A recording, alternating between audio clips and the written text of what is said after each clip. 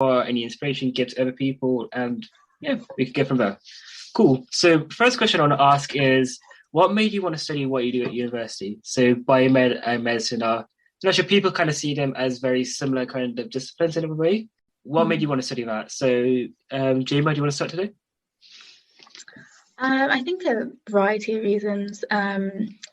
So my dad is a doctor himself, so I've always had just that influence in my life, and I always loved, like, it sounds pretty much like I'm doing my med school interview right now, but I always loved biology, and I was probably better at it than the other sciences. I always just wanted to do something where I felt like I was really valuable in society. I just felt like it was a natural way to go, and yeah, I think that's the main reason. And Zonas? Well, mine's not as good of a reason as Jama's, but I promise there's a good ending to the story. I applied for dentistry and I didn't get in, and biomed was like my fifth option. So I kind of just turned up to Birmingham without having a complete passion for biomed, but I did also love biology, and I was drawn to medical related subjects. So yeah, that's why I chose biomed as my fifth option. Okay, and you say you applied to dentistry, Ben. So why did you apply to dentistry, Ben, in the first place? So I enjoyed the practical aspect of dentistry. So I did a lot of work experience in the area, and at the time I enjoyed a lot of crafting and a lot of dexterous activities. So I enjoyed that aspect of dentistry, and it also tied in with my interest for biology as well. Okay, I'm not sure how fast you're going to get this, but like, what makes you think your application to dentistry wasn't as successful as it ended up being? I think it was my interviews which were probably the issue. I probably didn't excel in my interviews, and I may have been a bit more overconfident and didn't realise like the competition, because dentistry is a very competitive subject, and I feel at the time I didn't really give it my all at the interviews, and I think naturally, like throughout university, I have improved my my public speaking skills and my interview skills, but at the time of my interview back in A levels, I don't think I was as good as I could have been. And so if you go back to that time then, what would you have done differently in preparation for interviews? I think I would have done some more prepping for the interviews, although I did prep, but I think I only had one mock interview, and maybe do some more mock interviews, I guess. Yeah. And Jema, you obviously got into medical school in the end, so it means you must have passed some interviews. What did you do in preparation for your interviews, and what do you think made you successful in that process? So to prepare, I think I just ensured I had a good understanding of what the career was like, and not like a romanticized understanding, because I think that's something they grill us a lot in the interviews. You know, why do you want to do this? What qualities do you have that make you suitable for this?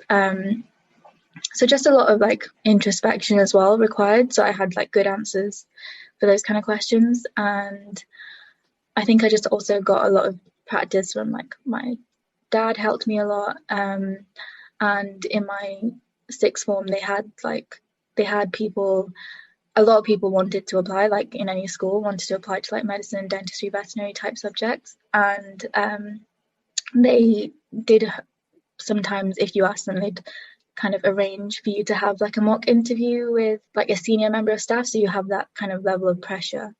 And I think I had one of those. I think I just kind of read around a lot and saw what kind of questions they do ask, and like tasks they make you do, because usually it's like a range of, it's usually like multiple mini interviews and you have to do like various tasks. So I kind of see what they would ask in the past and then kind of practice those kind of things. You mentioned that you prepped with your school and your father helped you as well. Was there any like external resources that you used in order to help your medical school application? And I guess you use it as well for your dentistry application. any like resources you use outside of school and like family connections? I wouldn't say any external organization or family connections, but I think there's a website, I think it's called like Med Portal or something like that. I can't remember what it's called, but I just looked online a lot. But in terms of external prepping, I didn't really do any of that. Okay. And how about you, Thomas? So I think I joined a UK CAT course after also doing some UK CAT revision myself, but I didn't really find it as helpful because I'd already like done the work. It was more like a UK CAT crash course. So UK CAT is the test that you take in order to get into dentistry or medical courses. Okay, well, it's these days called UCAT. I'm not sure why they renamed it, but it's just UCAT, not UK CAT. Oh, is it? Yeah, they've renamed it now. And so I'll speak to my brother about this as well. So like he's a medic himself, and he says like these courses they can be very hit and miss. And like if you do such a course, like what do you think? What did you actually gain for that course? Then like you say it's a crash course, but what do you actually do? Like is it stuff that someone can just do by themselves, as opposed to spending an extortionate fee for it? I think they just offered some tips to excel in the UK CAT, but I think those tips could also be available online, and you don't need to sit in a room full of maybe 30 people to realise that, maybe. But I think most of it was unhelpful. We were just doing UK CAT questions like in a classroom, basically. And Jamie, how did you prepare for UK CAT? Because I presume you must have taken it as well. So I went to like a UK CAT lesson as well. And so yeah, I think that was the one external thing. In terms of interviews, I didn't have any external help, but for UK CAT I had that. And I think I just had a giant book. It was like 1,000 UK CAT questions or something that everyone has. And yeah, I just did that for a few weeks. And so when you both applied for dentistry and medicine, which are kind of, let's say, stereotypical kind of career paths for people from some South Asian descent. Do you feel there's like any kind of pressure, like or from family or anyone else, or was it like your own kind of passion that was driving you? Because obviously, Jamie, you said your father's a doctor himself, so and my father's a doctor as well, and so I had a lot of pressure myself when applying to university. You should do medicine. Like, did you feel there's any of that? Maybe even if you didn't do medicine, you think there was some kind of not a direct pressure, but like you could feel like some kind of like peer pressure to go down that route. Yeah, definitely some pressure, but I wouldn't say it was a negative pressure. I think it was very much encouragement. And I was always told that I could do something else, but I think my parents, knowing what my personality was like and what my interests were like, they knew that this would be a good fit for me anyway, and because I was quite on board to do it as well. So it was never like a negative pressure where I felt, kind of coerced into this path. I was always interested myself. And I mostly just had encouragement rather than, this is what you have to do and anything else is a failure. And my dad would always be realistic, and he even, he'd always say that you can do another subject, because I was always very interested in kind of English and politics subjects as well. And he was like, if you want to do that, you can. But I was just gravitated towards applying to med. Yeah. And how about you, Zanas, when it came to applying to dentistry? So my dad's also a doctor, and so is my entire dad's side of the family. So I did have a pressure as like the eldest daughter to kind of make my parents proud, and I feel like a part of me did apply for dentistry to make my parents proud. And I think even now, my parents would, if I turn around and told them that, I got into grad med or grad dentistry, they would actually be over the moon and they'd be so happy, but that's not the case. But they're still pretty proud of me now. Just do a PhD and still become a doctor. To be going that way. That's funny because my dad asked me, so I'm graduating in July, and my dad asked me what my title's going to be, and he was like, is it going to be a doctor? And I was like, no, that's later on. But he just got so happy about the title of like doctor, and yeah, so I guess maybe there's a pressure now for me to do a PhD as well. When it came to going to university, then you both came to Birmingham, so welcome to the West Midlands. And Zana, you came from Wales, and Jamie, you came from Wigan. And so what was the transition like going from your hometown to coming to the Midlands? Very different, I would say. Very, very different. Wigan is predominantly white and a white area. Very working class as well. I was pretty much like the only brown kid in my school, but yeah, it was very I'd say like racially isolating. And then coming to Birmingham, where it's almost like everyone seems to be brown, so it was very different. I almost had like culture shock when I got there. Very much felt like a coconut. I'm really glad that I came to Birmingham because I think I needed that, people with similar background to me. So overall, it was a good experience, but at first it was also like very surprising. And also because Wigan is quite a rural area, I'd say. So to go from that to then living in a city is very exciting. There's a lot more things to do and places to see. Yeah, basically the same as Joma. I came from North Wales, which doesn't really have a lot of brown people, and I think I probably had more brown people in my school than Joma, though. By the sounds of it, there were maybe 5 of us, and I was one of maybe 2 hijabis at the school, so I kind of grew up knowing I was different from my peers, and coming here was a positive experience because there were so many people like me, and I didn't have to adjust in a negative way at all. I completely felt at home like the first day I got here, which is probably a cliche thing to say, I guess, but yeah, that's the truth. It may be cheesy, but if it's true, it's fine. I had a similar experience as well when I went to university as well, because I'm brought up in Wolverhampton, which is a very multicultural city. I went to a grammar school, which is in Shropshire, and it's predominantly very white there. And then go from that, I went to actually London for university, and there it's a lot more, not just Asian, but generally just more international. And it really, being exposed to more cultures in general helps you along the way, I feel, as opposed to just being predominantly surrounded by white people and feeling like an outsider. If everyone's different, you don't feel as much as an outsider, per se. You talk about the city, Ben, but what's actually university like? Can you tell us what it's like to go to?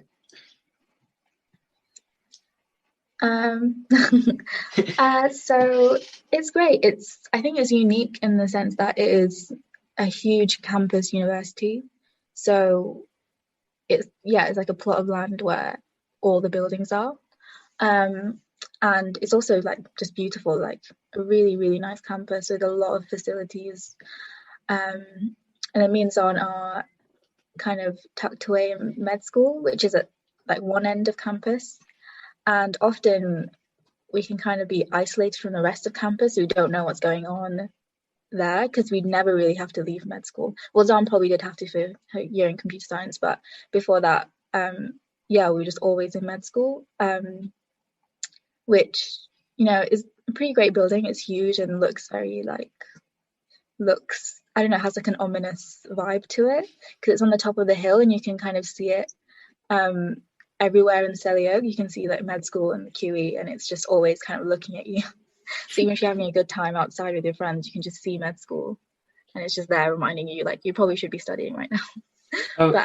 So is the medical school right next to QE then? It's not in central Birmingham, rest of campus, or no. So it's right next to the QE, and the campus is in Edgbaston, which is about 10 minutes away from city centre. Okay.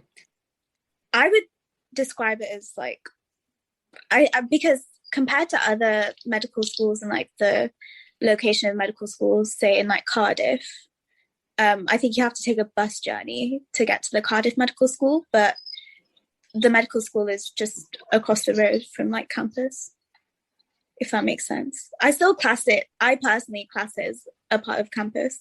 Yeah, it's part of campus. Yeah. Okay. And so obviously you guys study very different degrees when you actually get to university, but biomed, I presume, is very traditional in the way it's taught. Like it's very modular based, so you set a set of modules each year. Some have coursework, some have exams, and you get through that way. whereas medical school is a bit more fluid. It depends on which school you go to. So what's Birmingham Medical School like to study medicine at? Like, what's the course structure like? Oh, so it's described as a traditional course. So preclinical is lecture-based. You just have a million lectures, and you have a few group-based like learning opportunities. And then from third year to fifth year, it's clinical. So you're in hospital every single day. And you can choose to do an intercalation as well in the middle of that. But yeah, in terms of what it's like, it is very, very structured. We also have modules. It's about 8 in each preclinical year. And then when it comes to clinical, it gets kind of insane. So I've just, well, basically almost finished fourth year now. And we had, I think it was 12 plus 6, 18 modules. So basically the entire body. But yeah, it's very intense at Birmingham. And I know all med schools are very intense, but I think because it's a traditional course, it's there's just something about it. It's just extra pressure on us basically. And even speaking to friends that go to other medical schools, I remember after first year I was speaking to a friend and I was like, it was just so much pressure, so much work. And he was saying, I wouldn't say that our course in first year was intense at all. And not to badmouth Birmingham, but there's always the pressure of failure. So very much you feel like you're going to get kicked out every single year.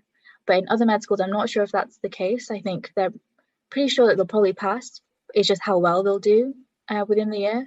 But at Birmingham, there is, I think most people do have that pressure, like, oh, I might actually be kicked off the course this year. So it's very intense. Why do you think such pressure exists? Do you reckon it's because people actually have been kicked off? Or do you think it's just quite a competitive kind of scene where people think they are achieving in a way? So people have been kicked off, and med school do tell us, they do tell us very much, okay, this is the process. If you don't pass, the second time, you're out of the course. Especially in first year, I think for our year in particular, they were it's almost like every single day they were telling us, if you have any problems, apply for ECs, because otherwise you fail your exam, you're out. There's very much this looming pressure that, you might actually be kicked out. And the way our exams are set out as well. So say in first year we had 4 modules in an exam. That's probably around, I'd say, 500 lectures worth of content. If you fail any one of those modules, you fail the entire exam. So you have to resit all of that, about 500 lectures worth of, or lectures and other materials worth of content. So it's very, very, it's a lot. One exam is worth a lot and very easy to kind of then fail. Okay. So having gone through the experience, Ben, you reckon Birmingham was a good choice for medical schools to go to? Or do you reckon you would be better off elsewhere? I think it's good in terms of, we always hear that Birmingham graduates are very kind of competent. Our clinical years are very good. We get a lot of exposure. And because QE is right next to the medical school, there's a lot of opportunities for us to make connections and see things in our own time. So in terms of that, it's good. Location, so personally it was good, like location-wise. I was very lucky to go to uni with like my best friend, Zan. So it was like a personal great choice for me.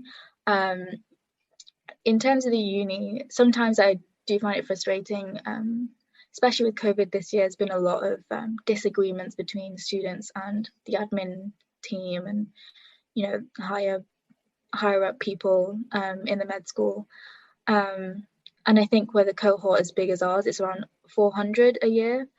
There's a lot of things that go unheard by the admin team, and there seems to be an air of frustration between both sides this year in particular. So that's been very frustrating. I've often just wondered, if it would be the same at other unis. But I think overall I'm quite happy with the choice. Okay. Yeah, when it comes to COVID, I think every single uni has struggled. Having worked in a university this year, I can tell you a lot of students are just very unhappy and frustrated. And even staff are as well. A lot of staff just feel even the admin is letting them down as well, or just giving them too much work to do. And so, yeah, universities in general just haven't handled COVID very well. But yeah, hopefully, inshallah, things clear up and we go back to normality come September. Okay, and so one thing I want to talk about, because even though you both one did biomed, one did medicine, you both have different interests though within your own specialities. So Zada's, even though you did biomed at uni, you took a year out to do something else. So can you explain to the audience what exactly you did during your year out and how it links back to biomed? So I was struggling for the first 2 years because I just got into a course that I wasn't 100% passionate about. I didn't know where my strengths lied. But going through first and second year, I started to develop an interest for genetics. And whilst I realized that, I also realized that that's hardly got anything to do with medicine and dentistry, which I thought I would end up applying for after graduation. So thinking about that, I tried to explore different other careers that I could possibly go into after graduation. And I'm the type of person who just throws myself into things, sometimes without thinking about it, as you can probably realize by the fact that I just pushed myself to go to Birmingham without a plan. So I kind of did some research on what I could do to improve like my career prospects. And I realized that Uni of Birmingham do a year in computer science program for anyone studying any course. So you just take a year of absence from your current course and then study computer science for a year. And I decided that I wanted to try that out. And so that's basically what I did. So I enrolled myself in the year in computer science course. And what I didn't realize is that it was going to be extremely intense and probably the most intense year that I've ever experienced, even though I just finished my 13,000 word dissertation. So yeah, I enrolled in that with master's students who were studying the conversion computer science masters. And then I kind of just learned the same thing as them, along with 20 other students who are also doing my year in computer science course. Okay, and is this just part of your degree at Birmingham then? It's not like a separate degree you get? No, so it's part of my degree at Birmingham. When I graduate, my degree title will be biomedical science with a year in computer science. My friend, who is also doing a year abroad, her degree title is liberal arts with computer science with a year abroad. So that's a very long title. But yeah, they should do a year industry as well. So like a year abroad, a year industry, a year in computer science. Basically, yeah, it doesn't really fit on her ID card. It doesn't fit on mine either. Cool. Mm-hmm. And so during your year in comp sci, then what do you actually study? Like, do you learn how? Because people say computer science is quite a broad discipline. So what do you actually learn from computer science? So we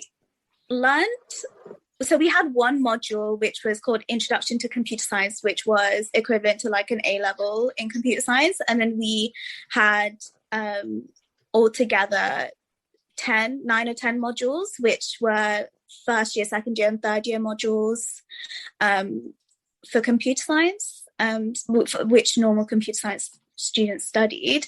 And then also on the side, we learned Java, which is a really popular coding language for software developers. So the modules that we studied were artificial intelligence, machine learning was one of my optional modules. There's a lot of modules. I can't remember them all, but those were some of them. Those were probably my favorite modules. Okay, and what out of those modules, what was your favorite one? My favorite one was probably Intro to Computer Science because it was the easiest one. But I also really enjoyed. My favorite one was Introduction to Databases. That was my favorite one because I really enjoyed learning the language that you use to go through databases and SQL. I call it SQL, but is it called SQL? People call it SQL, yeah. Is it? Okay. You can say SQL or SQL, both apply. They're the same thing. Well, technically we use Postgres SQL. My lecturer called it SQL. Just for the record.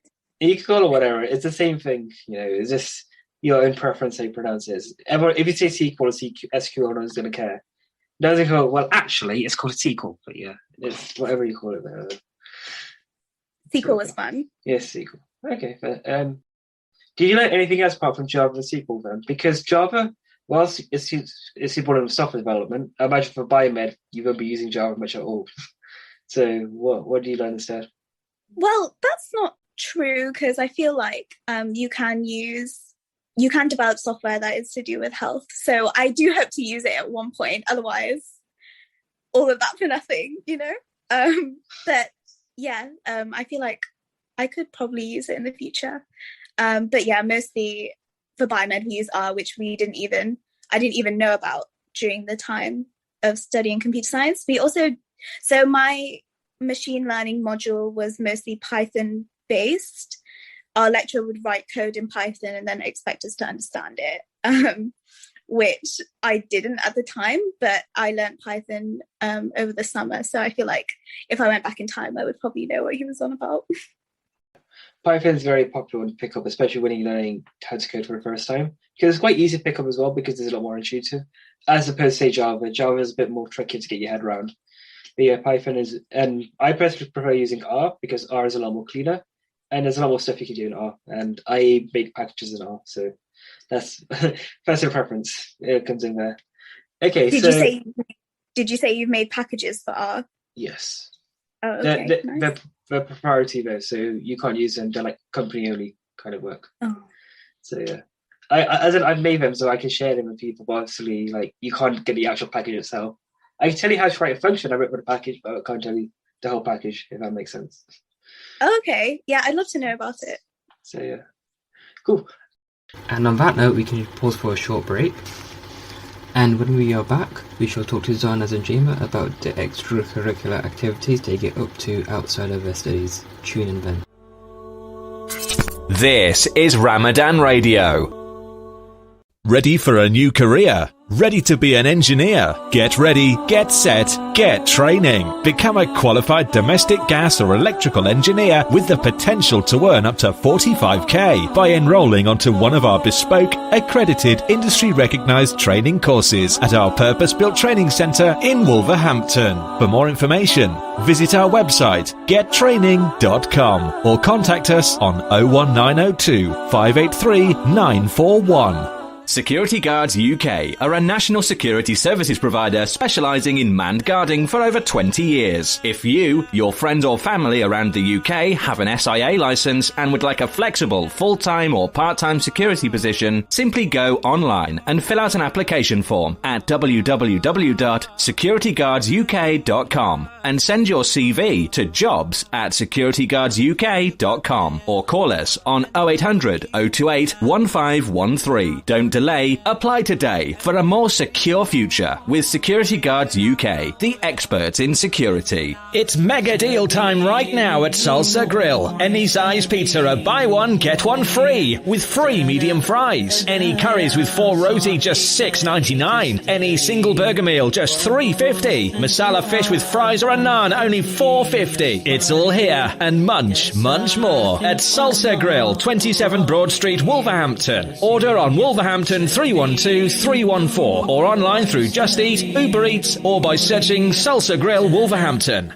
Little Dessert Shop continues to expand with stores in Bilston, Wolverhampton and Wensfield. During Ramadan, we're celebrating our show-stopping dunking box for only £25. Feed the family with this exquisitely presented iftari gift, featuring the best from our menu. Enter Ramadan 25 at the checkout on our incredible new website. Visit littledessertshop.co.uk today. The holy month of gifting. From all at Little Dessert Shop, we'd like to wish you a blessed Ramadan and a huge Eid Mubarak. Do you have a family member that's passed away and you would like someone to assist you in legal advice? Kenneth Jones Solicitors has been providing legal services for businesses and individuals since 1986. We specialise in probate, Islamic wills and family law. We also offer services in conveyancing, immigration and personal injury. Contact us today on 01902 745 773 or visit us on our website at kenneth-jones.co.uk. Mubi Bass Electronics, specialist in car audio and home entertainment. Suppliers of leading brands, Samsung, Sony, and Panasonic. We supply and fit all car audio systems, top brands, Kenwood, Bose, and we're an authorized supplier of Vibe product. Visit our store online at mubibass.co.uk and order today for next day delivery. Mubi Bass Electronics are proud sponsors of Wolverhampton Wanderers FC. Call us today for a free quote on 01902 754 546 and quote Ramadan 20 for 10% off. Follow us on Instagram and Facebook at Mubi Bass Electronics, specialist in car audio and home entertainment.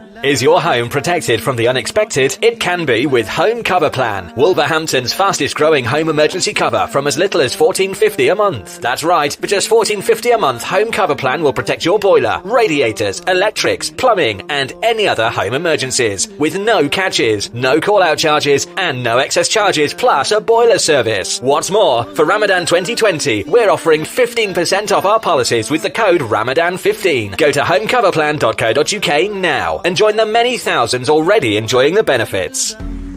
Spice up your iftar with traditional spices and flavours from Indus. We go to great lengths to source only the best in Far Eastern flavours, with a wide range of spices, pulses, lentils and essentials for your kitchen cupboards. From our hot chili powder to our range of beans and pulses. Find our range in leading local supermarkets and retailers. Indus, the world's finest foods.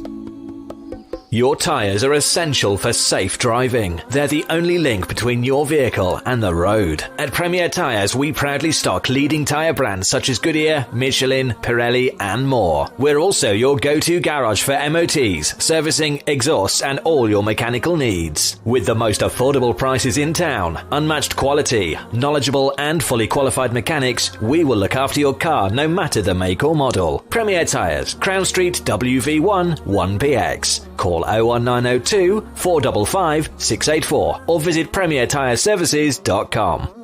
Are you in receipt of benefits and looking for cavity wall or underfloor insulation? Did you know, with Northern Gas Heating, you could get a free boiler with the insulation measure of your choice?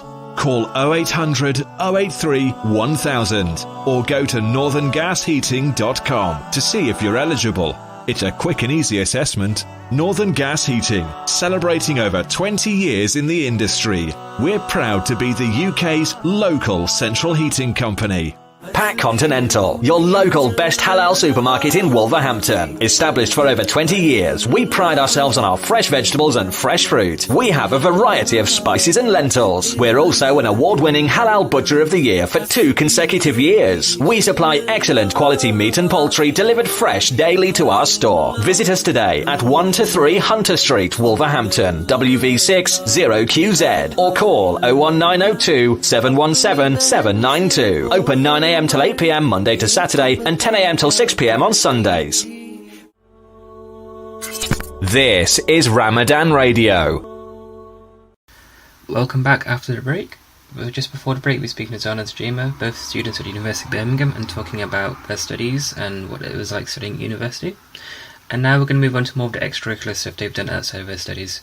So starting with Jema. So even though you study medicine, you take more of an interest in public health. What about that aspect of the field draws you to it, as opposed to just the usual becoming a doctor after university?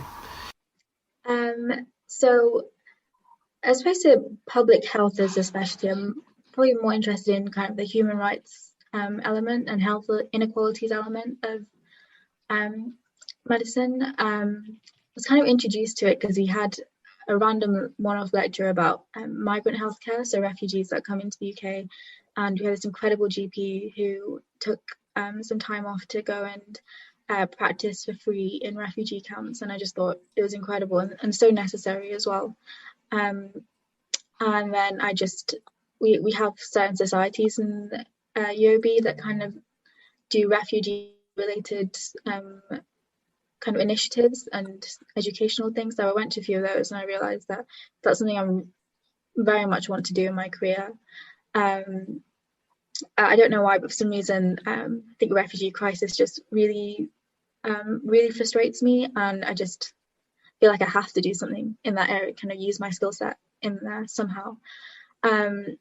So the reason why I kind of do that more in my free time rather than as a route itself, because there isn't really a set route to do kind of humanitarian work. You kind of have to take the traditional route and then find your own way of getting involved. I guess you can do an intercalation in things like public health and global health, but I found that I had other avenues to kind of explore that through society work, through external organisations. So I much preferred that than having a set,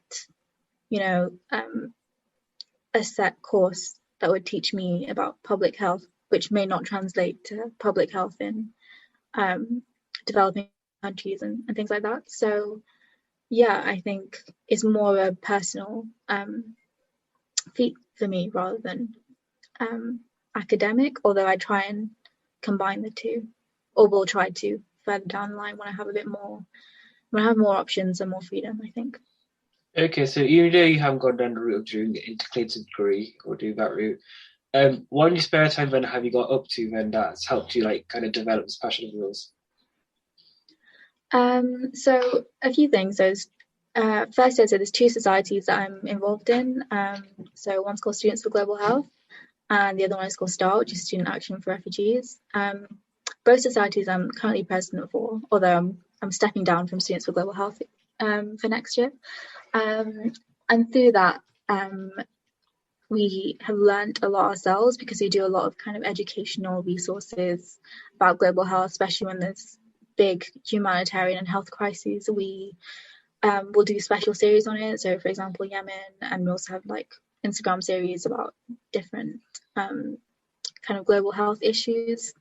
Currently trying to form something to educate people about Palestine and the health implications there.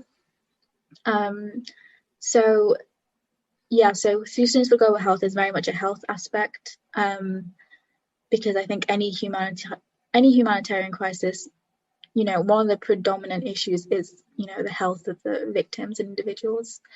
And in terms of STAR, so for anyone that doesn't know what STAR is, it's basically a national charity with branches at most universities, and they aim to support the refugee community in that city. So at Birmingham STAR, we have English speaking lessons where volunteers will teach refugees, enough English to get them by. There's also walking tours so that we can familiarise them, refugees and asylum seekers, to the area so they know, say, where the hostel is, where the shops are, just where important places are. We also do a football club for like dads, men, boys, just, so they have a fun outlet. And we also have a women's initiative. I think we do kind of like exercises for women, and yeah, just something so they have, a life outside kind of being a refugee, kind of stuck in their accommodation or like scrambling to like form a life here, because it's very difficult with the laws in place in this country for refugees to kind of have a fulfilling life until their paperwork is sorted, which takes a very long time. They don't have the right to work here, which makes, life almost impossible. So we very much advocate for that as well. STAR in the past have successfully managed to secure a full scholarship at UOB for a refugee student. So that's all tuition fees paid, which I think is incredible. So yeah, I think doing that, which is more direct, is a very fulfilling way of going about, my interest in global health and health inequalities and humanitarian issues. So I just much prefer that to, doing the formal route of doing a degree in those things. And yeah. Okay. And so you mentioned this organisation you're part of, STAR and, wait, what's it all called? Students for Global Health. Okay, so you mentioned the organisations, Students for Global Health and STAR. And another one I'm also familiar with is also Doctors Without Borders. Have you considered joining them as well, or is their work not as appealing, you find? Yeah, definitely. That's very appealing to me. At a student level, as far as I'm aware, I'm not fully informed, but as far as I'm aware, it's mostly fundraising type of things that you can do as a student. So I would probably be more interested, once I qualify, then I can directly get involved in that and use my skill set or whatever. But in terms of now, the fundraising element, although very important, I feel like, there's a lot of other responsibilities or like interests I have right now. So I haven't fully kind of engaged with that society, but definitely something I'm interested in. So now moving back to Zana's again. So we've talked about Jema and what kind of organisations she's been involved with outside her studies. What have you been involved with, Zana's? So for the past 3 years, I've been involved in a student group called Marrow. So Marrow is, like STAR, is available for people to join in most universities. So it's a national charity and it's a subsidiary of Anthony Nolan, which is a blood cancer charity. And our main focus is to sign people up to the stem cell donor register. And how we usually do that is to set up stalls in universities and approach people and tell them about the signing up process and what it entails. And I have been a part of Birmingham Marrow and National Marrow now for a year, and it's been really fulfilling, and I really enjoyed being a part of it. Okay, and what made you want to join Marrow in the first place? So my uncle had leukemia and he unfortunately passed away, and my family are very involved in helping people with cancer, and they're also involved in charity work. And I wanted to take my own initiative to do something myself in order to honour my uncle. And it stemmed from that, but also my love for Marrow as an organisation and charity, and the way that students can come together to make a difference. And I've seen the difference it's made to a lot of patients, which is really heartwarming to see. And I see it real time as well. And it's something that I've loved getting involved in university. And also the fact that it was one of the only charities or societies at the time when I found out about it that actually did things throughout the year and had campaigns throughout the year. And it was unique to me, and it wasn't just about fundraising, it was also about physically signing people up to the register. And I felt that I could put my extracurricular time in that and dedicate most of my time to Marrow because I felt it was worthwhile. So another reason why I am a part of Marrow, and I have been for 3 years now, is because I am passionate about signing more minority ethnic groups to the register, because at the moment there's only 20% of minority ethnic groups on the register, whereas there are around 80% of Caucasians on the register. So that means that white Caucasian patients are more likely to receive a stem cell transplant, which is a major health inequality for non-white people. So I feel like I am improving by signing up more people from minority ethnic backgrounds. I am improving the stem cell register, or helping to improve that, and that is a big part of Marrow at the moment. So that's what we campaign for in February, and most of the year, but mostly in February. So yeah. Okay, and so you say you like what Marrow do, like as part of the committee there, what do you actually get up to in your time there? So what do you actually organise? So as a committee, we'll organise donor recruitment events, which are events where we set up a stall and sign people up to the stem cell register. But to do that, we require volunteers. So committee positions are split up into committee positions are split up into like dedicating their role to training volunteers and also the donor recruitment process. So there'll be like donor recruitment coordinators, fundraisers, and volunteer trainers, so volunteer coordinators. I was social media rep. So my first role was social media rep. I was president the year after. So my first role was to advertise donor recruitment events and also speak on the radio as well about our events. So I've spoken on BBC Worcester and South Birmingham Radio. So we do all of that to get people to come to our events. Okay, so does that make you a social media influencer? No, but I like to think that I am. Yeah, any events you want to push now to our audience who may be listening in, or are you unsure currently? I can do a little pitch to sign people up to the stem cell donor register. Go for it. Yeah, so if you're between 16 to 35 and you haven't heard of Marrow or Anthony Nolan, well, Anthony Nolan is a blood cancer charity which signed people up to the stem cell donor register. And we need more people on the stem cell donor register because cancer patients require a specific match in order to get their stem cell transplant, which could potentially be life-saving. And we do that by taking a swab, which only takes 2 minutes, and signing a form. And then your swab is taken to the laboratory where they find out if you are a match for a cancer patient who needs a stem cell transplant. And from there, you will be contacted by Anthony Nolan to potentially donate your stem cells.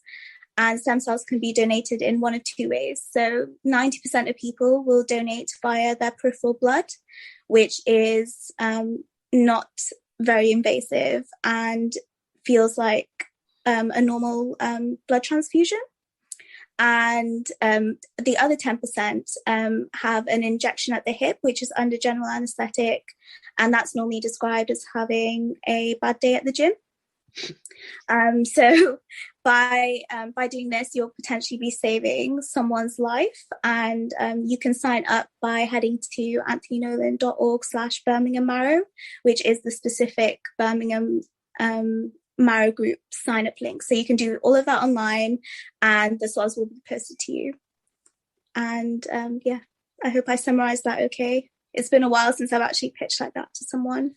Because of the pandemic, we haven't been able to do any online in-person events. So we've had to do everything online. So most of it has been typing. But yeah.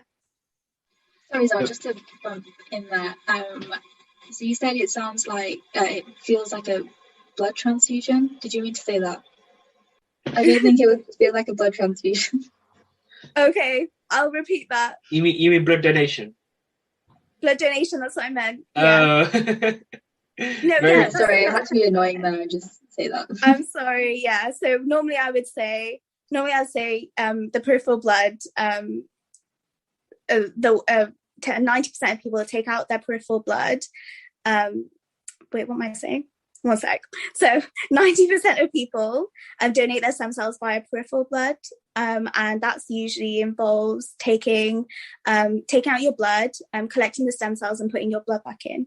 So that's what I usually say. But it's been a while. Okay. So moving on now to kind of like future plans then. So Zana, as you leave university this year, Jema, you've got another year left.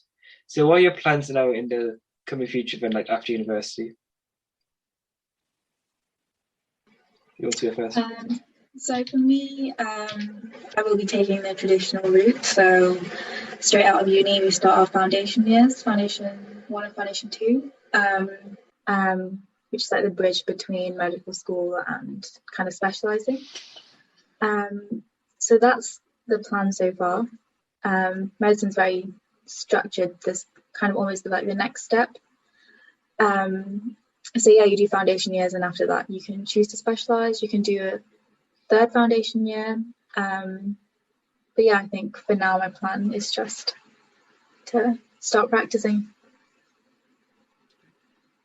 And you, Zanas?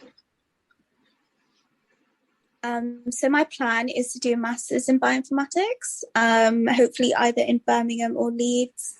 And with that, hopefully I can progress into a PhD. And I'm hoping to gain enough experience to land a job as a bioinformatician. Cool. And so if both of you then had to go back in time and speak to 18-year-old self, what advice would you give yourself back then? So just as you're leaving school, like, what would you tell yourself? I'll go first. So I would tell myself that any rejection or any failed attempt is most possibly a redirection, which I've learned from LinkedIn. And I wish I knew that. I wish I knew that before, and not to get so disheartened when something I want to achieve doesn't happen. And yourself, Jema?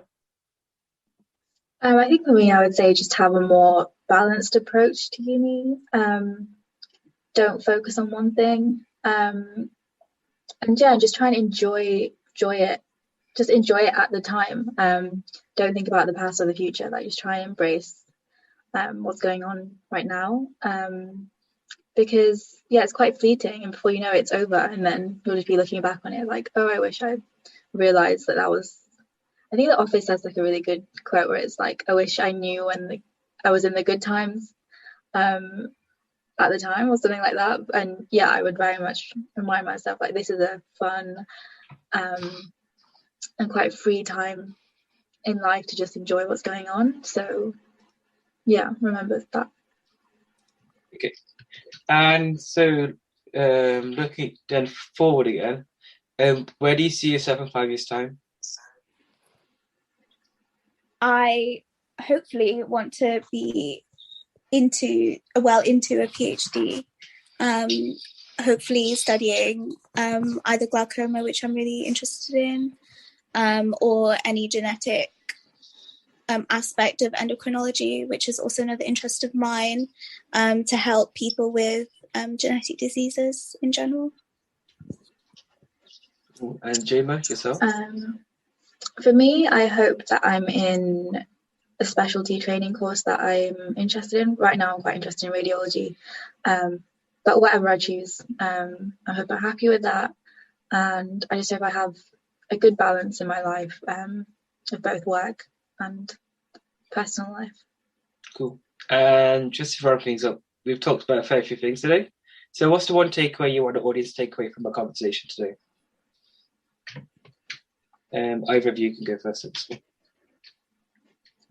I would say that you can, no matter what you go into, you can kind of direct your career path and just personal life path to whatever you want. Really, you can link things in ways that you didn't even think was, possible. And yeah, there's just no limitation to what you can really do at university. There's just so much opportunity. So anything that you're interested in is very easy to just dive right in.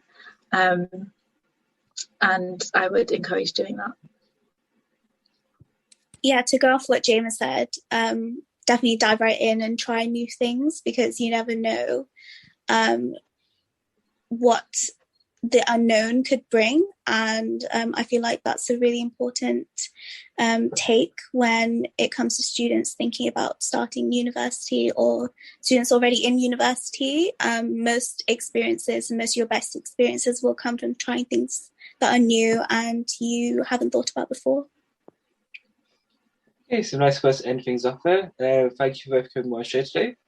And hopefully, audience, we hope you got some good insights from that, and hope we see you guys next week. This is Ramadan Radio.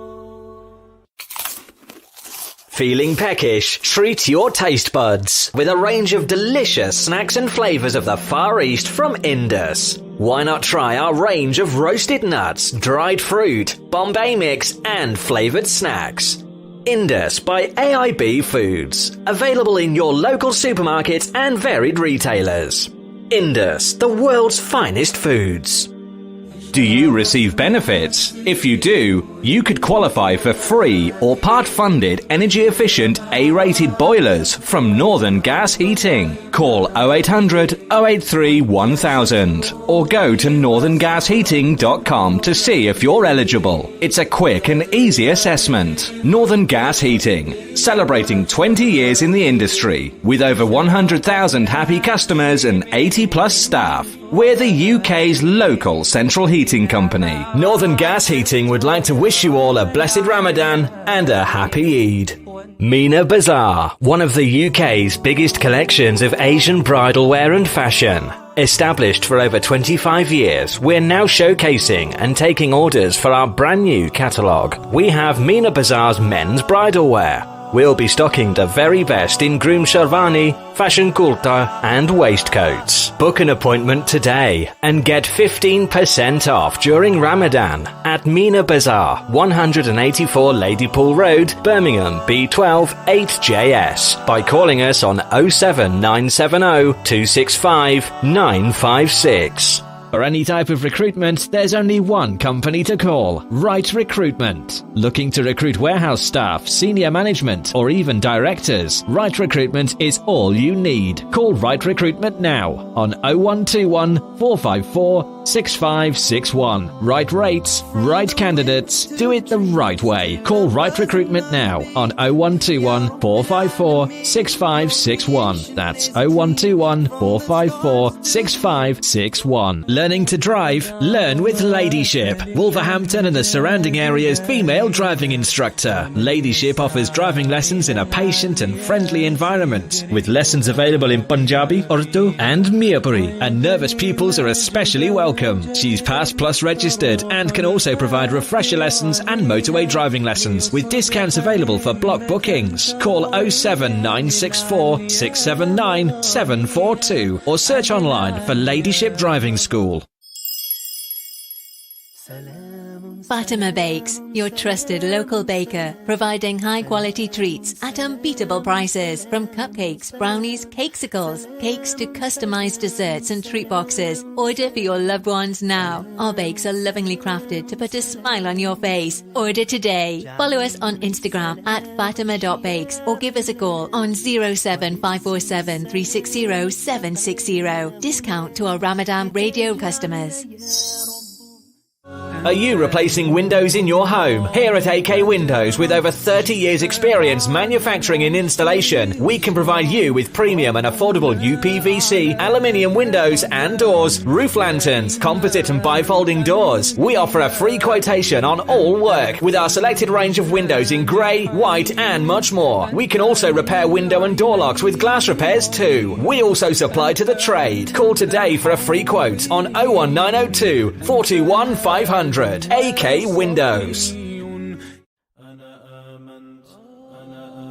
The Prophet, peace be upon him, said that when a person passes away after taking their last breath, the good deeds they can do also come to an end, except for 3, one of which is Sadaqah Jariyah. The opportunity to invest in a Sadaqah Jariyah project that will help you accumulate daily rewards even after you pass away is available here in Wolverhampton. Simply donate to the House of Allah, Jamia Masjid Aqsa, for the car park project. Don't miss this amazing opportunity in this blessed month. Donate today by bank transfer, PayPal or even cash. Details can be found on the Masjid website, jamiamasjid.com. Don't delay, invest in your akhirah today.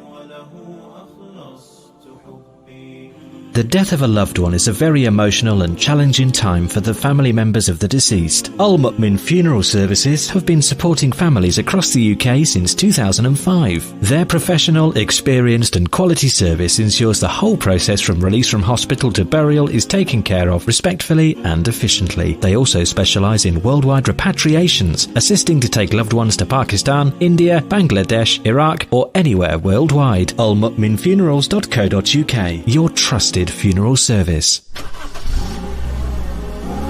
Eurofit Auto Centres, the West Midlands leading independent auto centre, celebrating 18 years of service. This Ramadan, we're offering 20% off all services, MOT and repairs, with a free collection and drop-off service within Wolverhampton. Book online today at eurofitautocentres.co.uk or call us on 01902 40 40 45 and we'll direct you to your nearest branch. The experts making vehicle repairs simple. This is Ramadan Radio, your local voice, your local Muslim radio. This is Ramadan